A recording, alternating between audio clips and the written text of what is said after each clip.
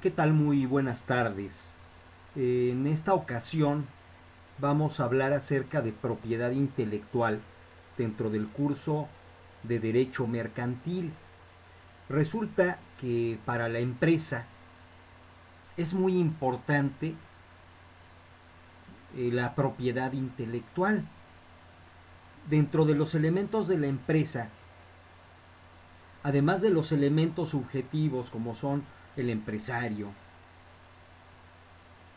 lo que es la clientela, los trabajadores, también tenemos un elemento material, como el establecimiento, por ejemplo, o como también resulta ser eh, la hacienda, el patrimonio con el que cuenta. Sin embargo, ¿qué es lo que se hace en las empresas? Bueno, se trabaja con la propiedad intelectual, las ideas, los signos distintivos que van a diferenciar la empresa, una empresa de otras, por ejemplo, o también encontramos el caso de lo que es el, lo que es las patentes, lo que es el derecho de autor. En fin, vamos a ver de qué trata esta propiedad intelectual. Mi nombre es Jesús Emanuel Navarro Estefanón, dentro de este curso de Derecho Mercantil, y es importante destacar qué es la propiedad intelectual en una primera instancia. Bueno, el derecho intelectual en primer lugar nos dice un autor, Tapia, que es el conjunto de normas nacionales y extranjeras, es decir, vamos a encontrar que hay legislación internacional y de otros países, así como la de México, que van a regir los provechos o beneficios que se reconocen a favor de los creadores de obras, producto de su intelecto, de su mente, tales como las artísticas, científicas, literarias, comerciales e industriales. De ahí la importancia que tiene para la empresa este tipo de aspectos. Vamos a ver a continuación eh, la siguiente imagen que habla sobre la propiedad, así como vamos a tener un patrimonio corpóreo, los muebles, las mercancías, vamos a tener un uno incorpóreo, son bienes, sí, pero es propiedad intelectual. ¿A qué nos referimos con esto? Bueno, a cualquier propiedad que de común acuerdo se considera de naturaleza intelectual y merecedora de la protección, incluidas las invenciones científicas y tecnológicas, las producciones literarias o artísticas, las marcas y las indicaciones geográficas. Pensemos la denominación de origen. Esto forma parte de la Declaración Mundial sobre la Propiedad Intelectual en su punto 2, inciso 1. Eso es un aspecto interesante. Bueno, a continuación, la naturaleza jurídica, bueno, hay varias teorías, está la de concesión o privilegio legal, la contractual, porque es un contrato entre partes, la del derecho personal en cuanto a la paternidad que se tiene sobre las obras o los inventos, el derecho de propiedad inmaterial, sí, porque no es algo físico tal cual, y está nuestro criterio constitucional del artículo 28. Bueno, en nuestra Constitución Política de los Estados Unidos Mexicanos nos dice que no van a constituir monopolios los privilegios que por determinado tiempo, es decir, se marca mucho el aspecto del tiempo, se van a conceder a los autores y a los artistas para la producción de sus obras y lo que va a pasar para el uso exclusivo de sus inventos, lo que se otorgue a los inventores y perfeccionadores de alguna mejora. Pero ¿cuáles son los derechos de creación intelectual? Bueno, en primer lugar, vamos a encontrar los derechos de autor. Aquí encontramos las obras artísticas, literarias, científicas, los programas de cómputo, pensemos los videojuegos, por ejemplo. Están las otras creaciones que se están desarrollando en la actualidad gracias a Internet y las TIC. Por otro lado están los derechos de propiedad industrial, donde los rubros más importantes son los signos distintivos, las creaciones industriales nuevas, y por último hay una parte, una materia que está prácticamente nueva en nuestro país y donde hay poca legislación. Me refiero a los derechos para proteger las variedades vegetales y la biotecnología.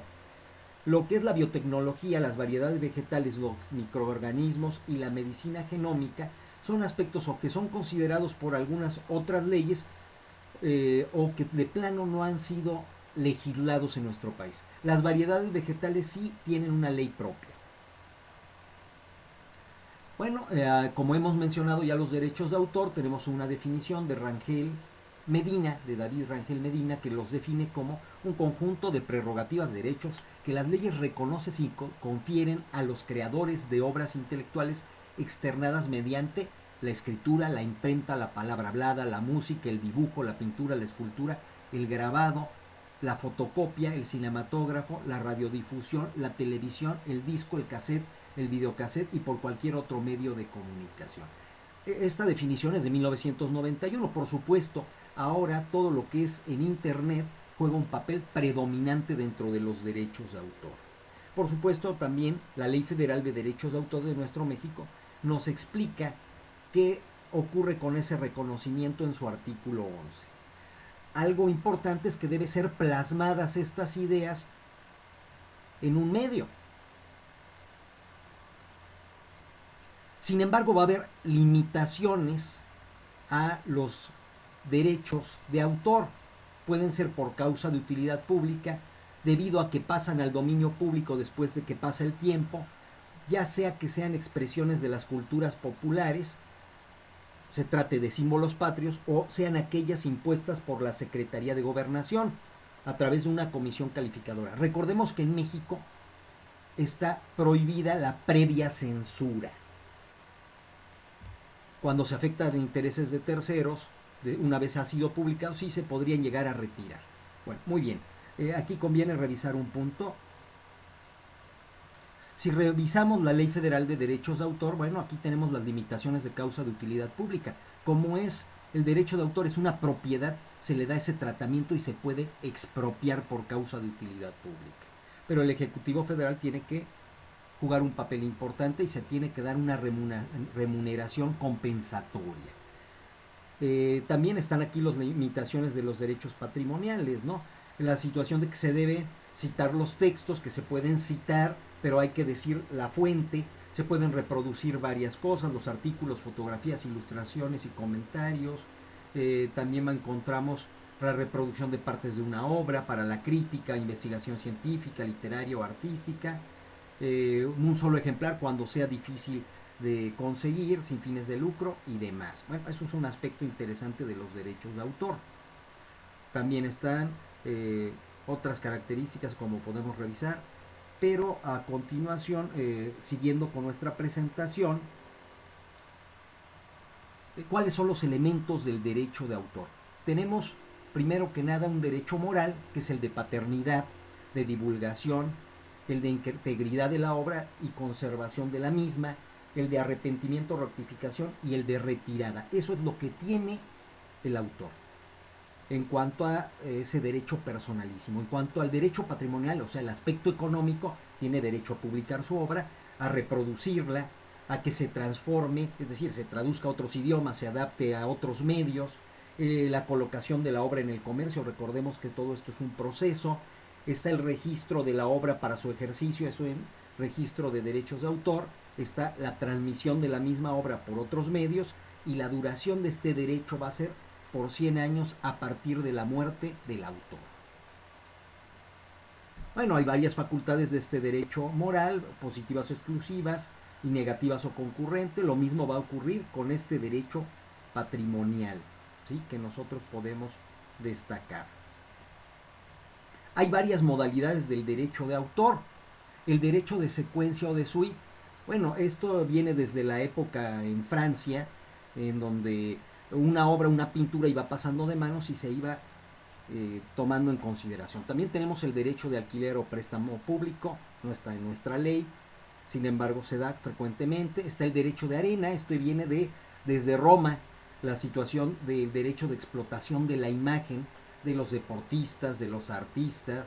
Está el dominio público pagado remunerado, que es una figura contraria a nuestra ley. Está el derecho de colección de la obra de un propio autor. Está el derecho de inserción, por ejemplo, las columnas en los periódicos. Y están las limitaciones a los derechos patrimoniales que ya mencionábamos antes.